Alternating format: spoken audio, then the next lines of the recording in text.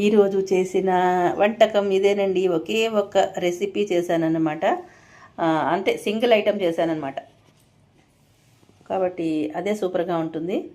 ఈరోజు మేము మాకు ప్రయాణం ఉంది. అందుకని ఇంకా సింగిల్ ఐటెం చేశాను. ఎక్కువ చేసేస్తే మళ్ళీ అన్నీ మిగిలిపోతాయి కదా, అందుకని ఇలా చేశానన్నమాట.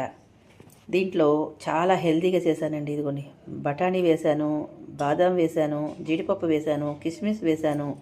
దీంట్లో అల్లం, వెల్లుల్లి లేకుండా చేసిన రైస్ అండి ఇది.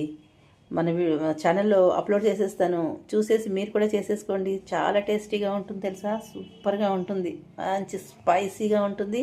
ఈ చల్లగా ఉన్నప్పుడు ఇలాంటి రైస్ చేసుకుని తింటే అద్దరిపోతుంది అనుకోండి. ఇది సింపుల్ రైతా. నచ్చితే మరి ఒక లైక్ ఇవ్వచ్చు కదా, మరి ఫాలో చేయండి. మన ఛానల్లో ఇలాంటి మంచి మంచి రెసిపీస్ అన్నీ వస్తూ ఉంటాయి, తప్పకుండా వాచ్ చేయండి. ఉంటానే, బాయ్ బాయ్. వేడి చల్లారక ముందే తినేస్తే అద్భుతంగా ఉంటుందన్నమాట.